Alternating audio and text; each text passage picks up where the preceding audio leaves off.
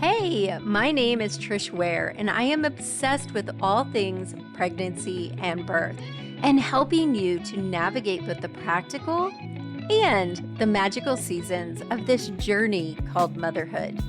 I'm an all-day coffee-sipping mama of 7 and labor and delivery nurse who took her expertise in the labor room and turned it into an online one-stop shop for mamas looking for powerful education and support. I've had the amazing privilege of delivering many babies in my 15-plus year career as a labor and delivery nurse and as a mama of 7. I'm here to help you take the guesswork out of childbirth so you can make the choices that are right for you and your baby and write the birth story of your dreams. So hit subscribe and let's replace your anxiety and fear with complete confidence. Quick note, this podcast is for educational purposes only and does not replace your medical advice. Check out our full disclaimer at the bottom of the show notes. Ryann, I am so excited to have you on here. I feel like I have known you for the entire time that I've been doing Labor Nurse Mama, so I'm super excited for you to be here. I feel like a lot of my followers know you because we talk about you all the time, but could you just take a minute, say hello, tell us who you are? Yeah, same. I feel like we've been connected for so long throughout this journey of being on social media and helping pregnant people on social media. It's been really awesome. It's good to be connected with people in this space. Yeah. So for those of you that don't know me, I'm Ryann. I am a prenatal registered dietitian nutritionist. So I help people who are trying to conceive as well as pregnant, just make sure they feel very confident in the foods that they are choosing on a daily basis, making sure that during pregnancy, they understand what foods they can safely eat, what foods are more risky foods, and just overall feeling good, like being able to manage those symptoms throughout pregnancy and then finding balance. I was just taking a poll on my Instagram, I think it was literally yesterday, and one of the top things people were struggling with was finding that balance of eating the foods you love still and fitting in those foods that provide the nutrients. And that is one of the most important things, but something that people struggle with so much. So that's a huge reason why I'm here too. Oh, I love that so much. And I think it's so important. I tell my girls all the time, and you know this, like we've talked about this before, because I get, what should I do about this? And what should I do about that? And there's so many times where I'm like, eat a healthy diet and get moving. But at the same time, you have permission to also enjoy your diet. Because I think when you're pregnant, the foods you love are not necessarily what you normally love, and the foods you hate are not necessarily what you normally hate. So it's a huge change. It is. Yeah. There's so many changes that come along with it. And I think there's a lot of people also put a lot of expectations on it, right? People are like, oh, when I am pregnant, I'm going to focus on nutrition and I'm going to eat super healthy and I'm going to eat all these greens. And then they get that positive and they're like, oh my gosh, all of that sounds absolutely disgusting. But the mindset is still there, right? Yeah. They're thinking in their head, like, gosh, I still want to do the best I can. And that's why everyone follows you. That's why everyone follows me, is that they want the information. They want to do all that they can to protect baby and make sure they're doing all the right things to prep for labor and everything. So I know that you guys care so much. So all that to say, just be easy on yourself whenever you are going through those tough. I love that so much. And as you were saying that about how you have these good intentions, and then you're pregnant. I was thinking about when I got pregnant with Grayson. I was 42, so I was older, but healthier than I've ever been as far as my nutrition. And I was working in California on a travel assignment when I got pregnant, and I was driving home with the kids, and I can remember this moment clearly. I had already planned out. I had all these healthy snacks in the car for our trip.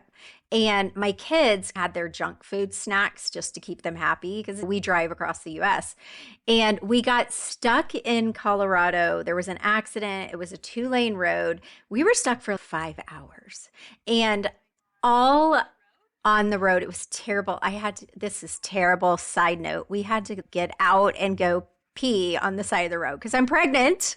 Yes, we like, and then more women saw me and we all had blankets, we're holding them, but that's a whole nother thing. So I'm sitting there and I'm eating my carrots and I'm eating all these healthy things. And all I could think about was the chips and the crackers and all the things that my kids had, which I ended up eating. And then what I was totally beating myself up because I was not even making it a few weeks into my pregnancy where I was already like breaking that. But I think it's good to note that you can still, and plus, what do you like? So I have so many questions for you because I feel like my students and my followers ask me nutritional questions all the time about just certain aspects. So let's talk about like why having a good diet during pregnancy is important. Then I thought maybe we could just talk about each trimester and some foods that you would recommend to really focus on. Yeah, definitely. Yeah, I think the importance of nutrition, it's just like the importance of nutrition always, right? Nutrition is going to fuel your entire life. It's going to provide you with energy. It's going to help you fight off sickness, and not only short-term sickness, but like chronic diseases. It's going to provide you nutrients just to make sure everything's clicking, your hormones are being balanced, literally everything. Nutrition is essentially the foundation, and that continues into pregnancy. You are building a baby from scratch. A You're little growing human. I a say this little all the tiny time. human. Like Yeah. an actual real person. Yeah. And the nutrients in the food that you put in your body is a huge factor of how that baby is growing and developing. So there's important pieces of nutrition for both, for mom and for baby. You're fueling both of you guys. Granted, in the beginning, and I think this goes back to the question of in the first trimester, whenever you are incredibly sick and you can't eat anything, you can only eat a couple crackers, you can only drink, I don't know if it's water, I don't know if it's juice, I don't know if it's Gatorade, I don't know what it Yeah. is, but you can only drink Different for something, everyone. but different for everyone for sure. People are so concerned. And I get this question all the time too, right? It's like, how is my baby getting anything when I can't even eat a meal. I can just eat crackers. And first, we have to remember that in those first few months, the baby is like, what is it, like the size of a blueberry or maybe even smaller or Smaller. something. Yeah. Yeah, smaller than that. So, It grows a lot. yeah, it grows tremendously from there. But usually, whenever it's so tiny in those first few months, it doesn't need much. And your body has the blueprint, it knows what to do. You were made for this, you were built for this, it knows what to do. So, it is really taking those nutrients, you know, hopefully pre pregnancy, you were doing like Trish and getting back on track with your nutrition and fueling up and everything. That way your body's just pulling on those nutrient stores and like shunting everything to that tiny little bean, smaller than the blueberry, and then they're getting everything they need. So there isn't a huge concern. And you'll read this on ACOG and everything like this, like nausea and vomiting in pregnancy usually isn't harmful. And it's obviously they have data from millions of pregnancies, and it's really not harmful unless it goes to a certain place where it can get really severe HG and you're losing a lot of weight. You really can't keep anything down. You're vomiting constantly. You can't even keep water down. There are severe cases like that where it can potentially impact the growth of the baby. But typically, for most, it's okay. The baby's going to get through it.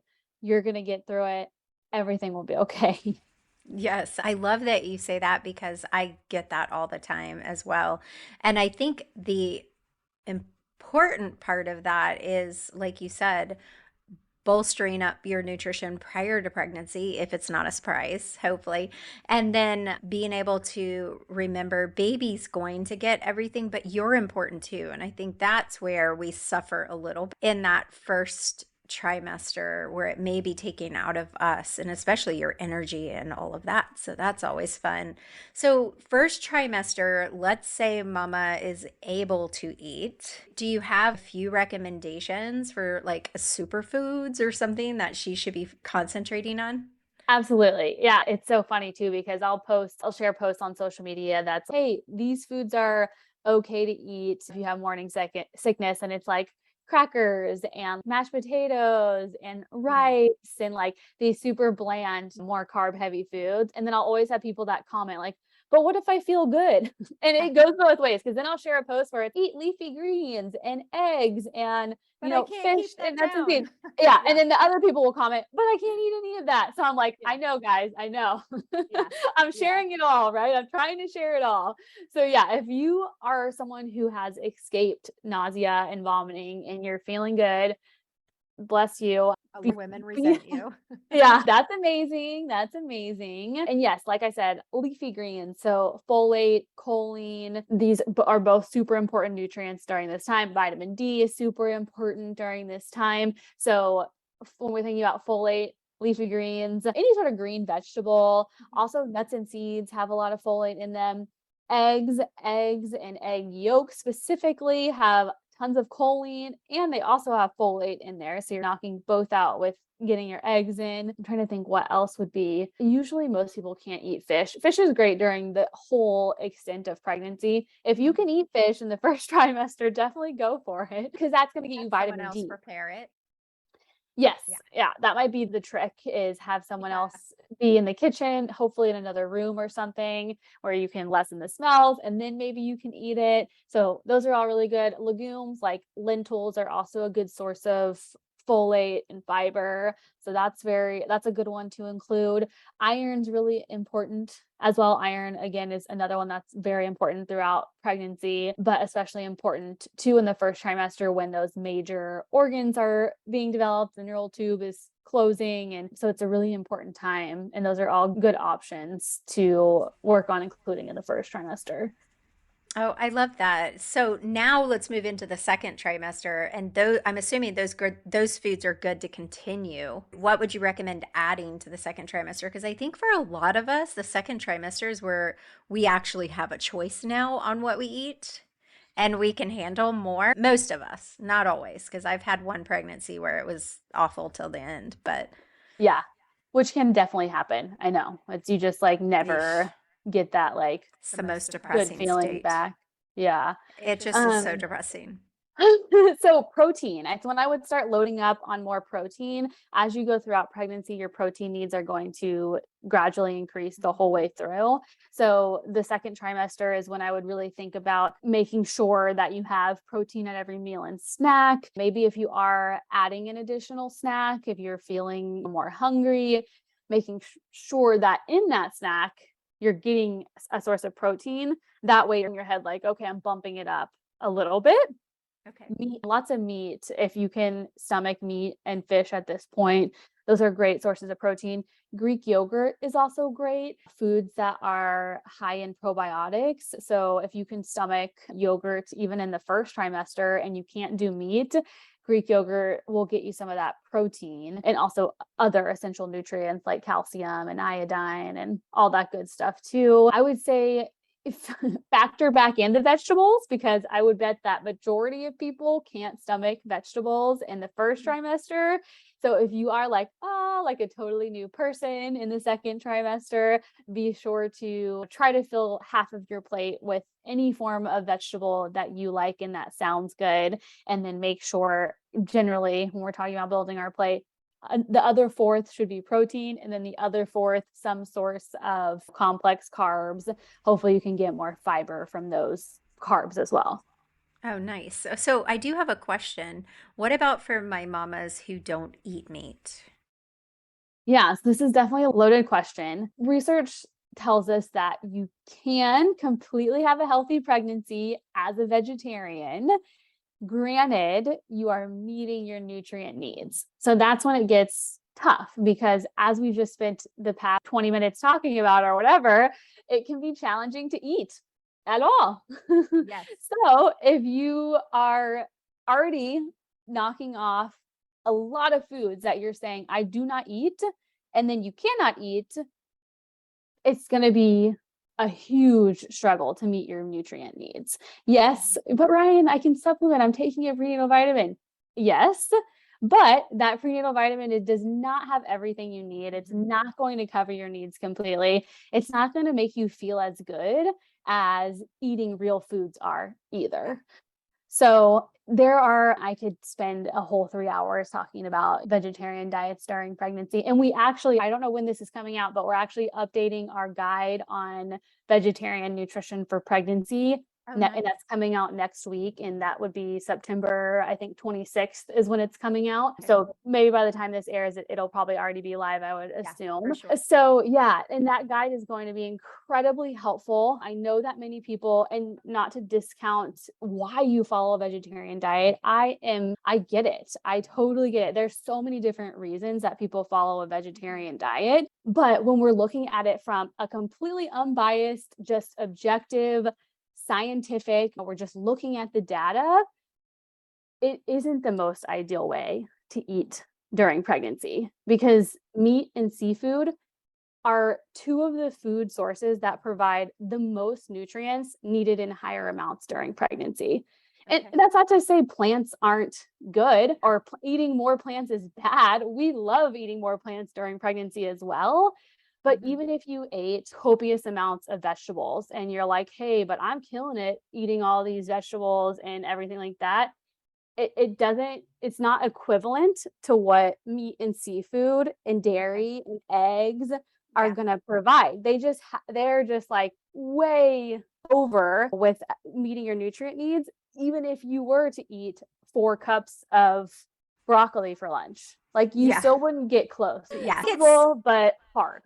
I think, and I wonder if you see this with your students, that what their body needs, those are some of the types of foods they crave. Because when I was pregnant with my first, I was not a meat eater.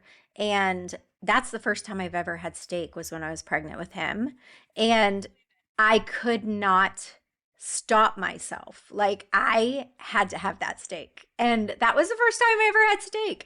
And so I think that's important to note too, that a lot of times when we're pregnant, we'll crave what our body actually needs to grow that baby and to stay on top of our own nutritional needs. For my mamas who don't eat meat, don't be surprised if suddenly it looks good to you.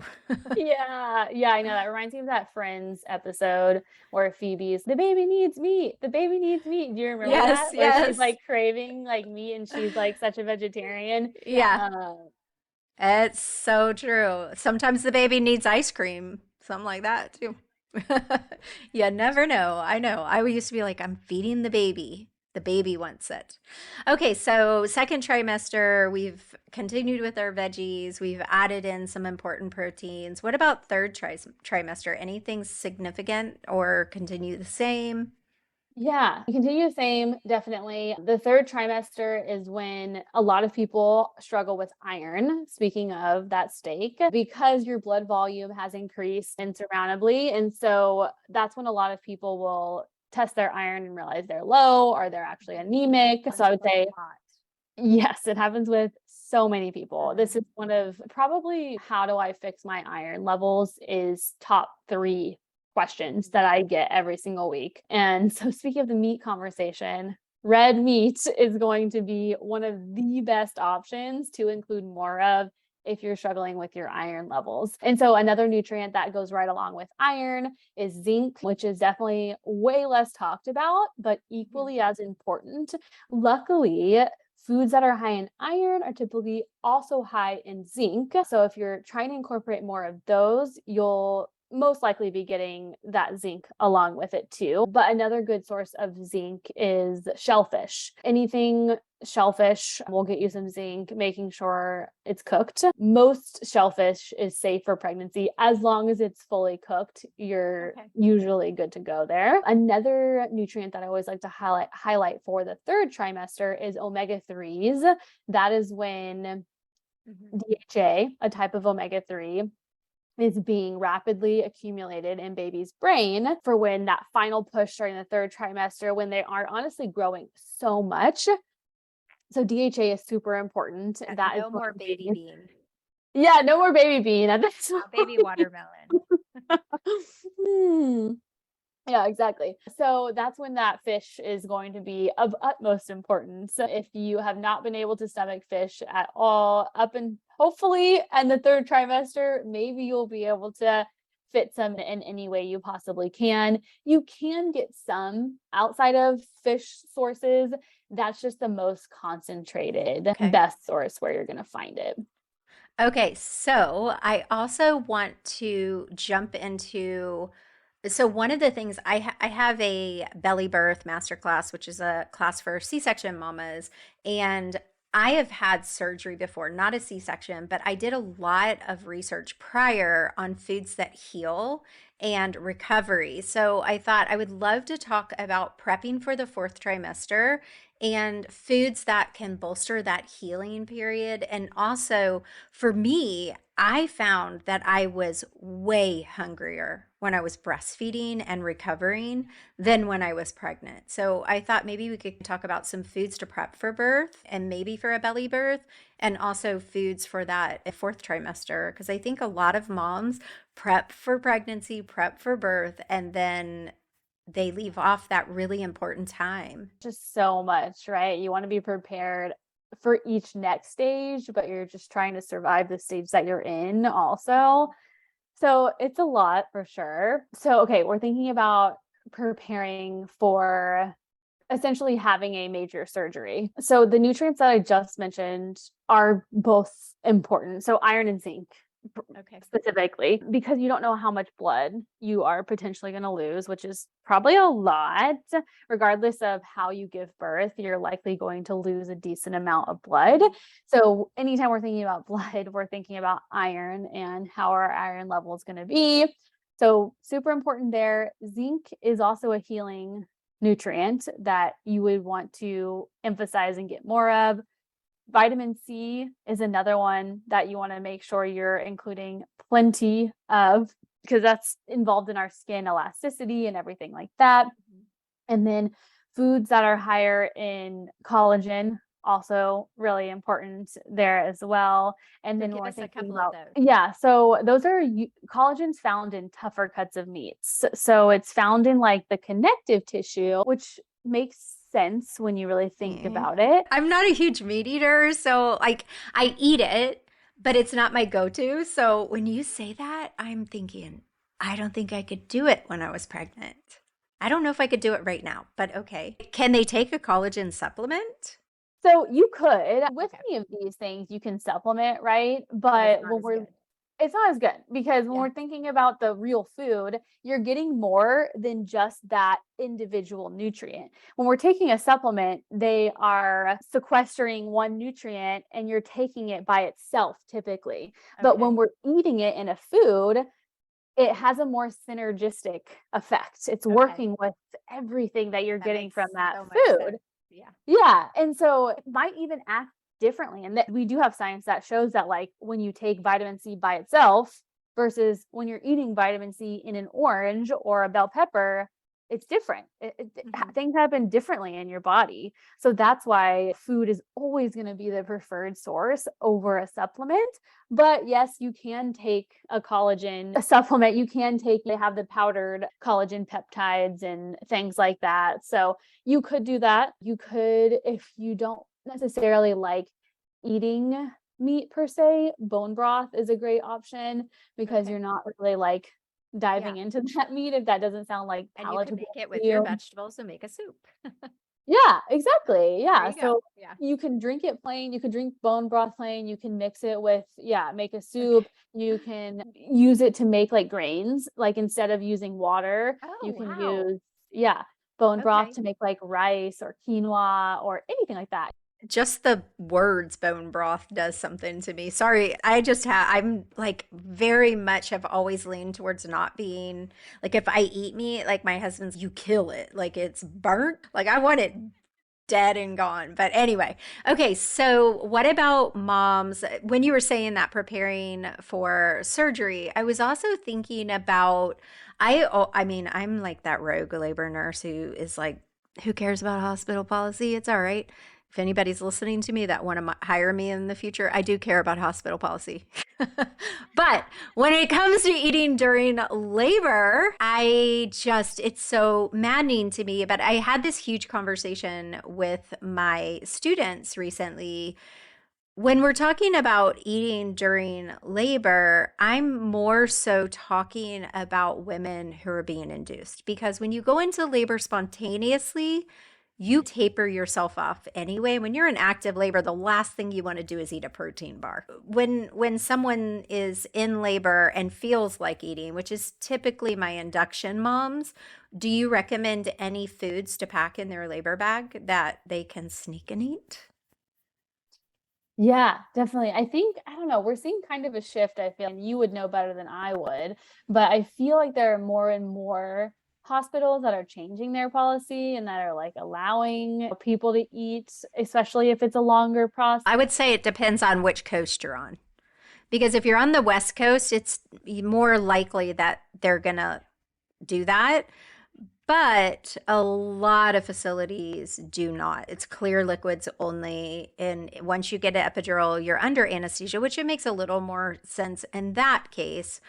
And then now it's only ice chips. But honestly, most women wait until active labor to get epidural, they're not going to want to eat. They really aren't going to have that desire. But for the moms who are in early labor, nutrition is important and fueling up for that marathon is so important. Yes. Oh my gosh, I know. It's incredibly important. It's like you're gonna run a marathon, but you Yes. haven't eaten anything. It's like, how does that even work? I don't know. And some of these moms that are there for what we call a serial induction, you're talking days that they're not eating. That would just be infuriating. It is infuriating. I don't. Yeah. Oh my gosh. I get tons of questions every day about my birth courses. And if you haven't joined us yet, I thought I would share some answers with you. What makes my birth course different than all other birth courses? This course is designed and taught by a labor nurse who is incredibly passionate about you and your birth experience. It is deeply rooted in evidence-based care and facts. Inside my birth course, you're going to have access to a private community group full of other women ready to help you at a moment's notice. Imagine what it will feel like to have an entire group of women in your corner who you can turn to with questions and fears. You will not be alone on this journey. Another question I get is, what if I feel like I don't have time? I know you're busy. We all are. But here's the thing. You can work at your own pace. It is self-paced, online. You have access for a lifetime. You can listen while you're doing the dishes, driving to work, folding laundry, or just hanging out. And you know what's really time-consuming is putting off your own self-care and then winging your birth. It's better an ounce of prevention now than a pound of cure later. This is a big investment for me. I'm not sure. Mama, a lot of insurance companies will reimburse you. Now, I can't say that for sure, but we can help you submit it for reimbursement. What if I decide this course isn't for me? No problem. We have a 14-day money-back guarantee. No questions asked. Just send us an email with your name and your email that you used to join your birth course, and we'll take care of it. I'm not a first-time mom. Do I still need this? Did your last birth experience leave you feel empowered, full of confidence, and in awe of your body's abilities? If not, you can definitely improve this experience this time around. You know better than anyone that you don't get a second shot at this birth. Use this chance to learn your rights and understand what your body is truly capable of. You won't regret it. Let me teach my proven steps for having a better birth experience that you long for and that you don't regret. If you have any other questions I didn't cover here, head over to Instagram, send me a DM, or send me an email at info@labornursemama.com. But if you are all ready to join, then go to labornursemama.com/calm, CALM, because we want you to have a calm labor and a confident birth. So, what do you recommend that they either legally eat or sneak in? So number one is foods that are familiar to you. So don't go to a new restaurant or try a new dish that you've never made because you don't know how your body's going to react. So something that you eat pretty regularly that your body like is good at digesting and all of that. So that's like number one is just making something that's familiar. And then on the digestion part, something that might be a little easier to digest as well, which kind of goes hand in hand with the familiarity there too. I don't know, quick things. I think things that you can pack, like bars and things are good. Those energy bites, like the homemade energy bites that have just like, that's you such a know, good idea. I yeah, love nut that. butter and And those they're types so of good. things. They're so good. And they're Yes. like, you just pack them and they can pop them in. Like they're very easy to eat, easy to pack and all of that. If you do dairy, if you can pack like a little yogurt parfait or like cheese sticks, anything like that's going to be good. What about to drink? So what I recommend Yeah. is they take coconut water, they take Yes. something with electrolytes. Yes, I would 100% agree. If you can make your own electrolyte beverage, that's always preferred. And usually that involves coconut water and like very simple, a little bit of juice and a sprinkle of salt and things like that. There's a lot of electrolyte powders now on the market. Watch out for the added sugar is the only thing I'll say there. They tend to get really sweet because companies add all this extra added sugar that you don't really need. So read the labels and make sure if you are choosing like a store-bought electrolyte drink or a powder, it should contain all of the electrolytes. Why else would you use it? Make sure you have like calcium, sodium, magnesium, all of those should be in there for it to be like a helpful electrolyte beverage. Yeah. So you can bring that. Plain water is great too. What is your thought on liquid IV? Because I tried that when I had COVID. I thought I was going to die. It tastes like drinking seawater. So horrible. Oh, that's really funny because I feel like people love it. I probably should reevaluate that because, sorry, liquid IV, because I did lose my smell and my taste, but my taste wasn't just gone. My taste for salty and spicy was magnified. So I should probably try it again because it tasted like straight up ocean water to me, like out of the water, salt. That's all it tasted like to me. So I probably should reevaluate that and see if it's that bad. I don't know, but it did not taste good to me. I couldn't do it. I think It it's was missing bad. one of the electrolytes. I think I haven't looked at it in a while. And they also add, it's not like an outrageous amount of sugar in liquid IV, but it is more than I would like just because I don't know when I'm like drinking a beverage that I want for a specific functionality in my body or something like that. I don't usually want to like waste my like sugar on that. I'd rather save my sugar allowance to eat a brownie or a cookie or like a sweet Something treat. yummy. Yeah. Yeah, something yummy. So I'm like, if I'm going to drink an electrolyte beverage, like I don't want my sugar in there. I would rather eat my sugar from putting jam on my toast or like something like that. So it can fit, right? If you're not like a sweet eater and like you don't really have much sugar elsewhere in your diet and you love liquid IV, then it can definitely fit. I had no idea it had sugar in it because, again, I had COVID and I couldn't taste that. But as I was saying that, I was like, wait, maybe it's not as horrible because I just couldn't taste all the things. But okay, so in labor, what I recommend is in between every contraction, you're taking sips of your drink and making sure that you're staying hydrated. Dehydration in pregnancy, but in birth especially, is horrible. So it can intensify the pain tremendously. So now they're delivered and now they're breastfeeding. Any recommendations for postpartum or breastfeeding mamas in healing and breastfeeding? We could talk a whole nother hour about postpartum, but immediately after birth, we can just start there. Eat all the things. If you feel like ravenously hungry, keep eating. Usually like you'll get one meal or something. If you still feel hungry after that, you feel like you could eat a whole another meal. Don't stop yourself. You just, as we just discussed, went through a marathon. Yeah.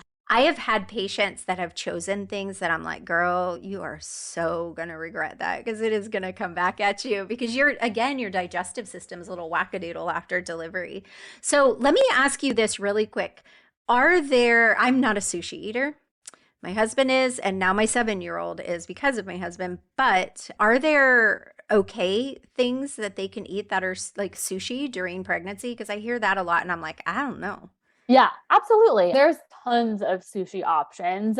Half of them are cooked, like half Okay. of the So as sushi long as options it's at cooked, places. is that Yeah, safe or I is there mean, more to that?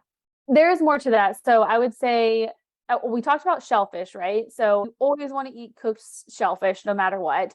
The Okay. other thing you want to look out for is high mercury fish because a lot of tuna, I'm already saying it, a lot of sushi has tuna in it. Yeah.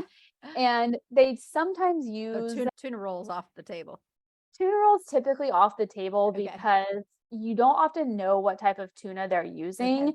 And it often is one of the bigger types of tuna that we want to steer clear of. Okay. The only like raw fish that I would say is okay if you're comfortable with it and you're at a nice restaurant. It's not like gas station So, sushi, or I don't even know yeah. if they offer that, but I'm just saying. I don't know, but my husband said there are places you don't buy sushi from because my son was wanting it from not very nice looking place, and my husband was no, we're not doing that. You're gonna pay more. Think Yeah. about when you're thinking about what's like a reputable, trustworthy sushi place. It's probably gonna be one of the most expensive ones. Yeah. So it comes with a price tag, but salmon is usually one of the only ones that I'm like, if you're comfortable eating it and you have a trustworthy place, that getting a roll with a piece of raw salmon is okay. Of course, we have tons of information about fish and tuna and sushi and everything inside our app. So if your mind's blown right now by me saying any of this, we got all the science and research and everything to support everything I'm saying today in the prenatal nutrition library. So you'll want to dive in there. I'm so glad you're saying that because I usually start my podcast because it's the birth experience with asking my guests about their birth experience, but we didn't start with that. And so I always end with two things. One is, where can my guests find you?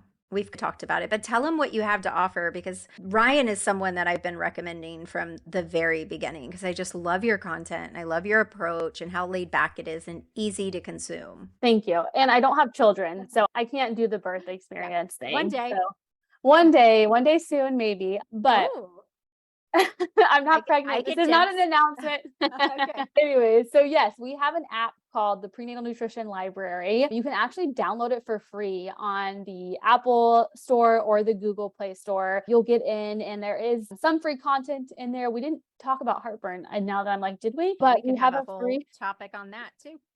we have a free heartburn guide in there. So Oh, download nice. the Prenatal Nutrition Library app. There's a free heartburn guide. There's also, I think, And I'm about going to link to all of this in the show notes as well. yeah, definitely link to it. There's some free content in there too. Most of the content is for paid members, but you will get a good sneak peek just by downloading the app for free. You get access to me in there too. There's a forum where it's weekly Q&A in there. The entire app is a searchable database. So it is meant to be the alternative to Google. So you don't have to waste, or Pinterest, right? You don't have to waste any time searching these websites that do not have reliable info. You can get a clear answer from the first search, right from the expert. There's no guessing, there's no wondering. You'll have complete peace of mind that what you are eating is safe and nutritious for baby and for you. So be sure to check it out. We'd love to have you inside.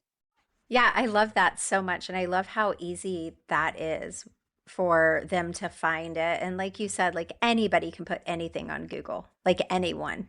So you have to be very careful. Yeah. So my last question for you is so I always try to get my guests to like, I feel like we as women tend to be really hard on ourselves and really easy on our friends and boost them up. And so my last question is, Ryann, what is your superpower? That's a good one. I think making people feel comfortable and being encouraging. Those are probably two, and like connecting with people pretty easily, no matter like who they are or where they're from. Oh, I love that. That's great. So your husband's name is Nate, right? I'm saying this right. What would Nate say is your superpower?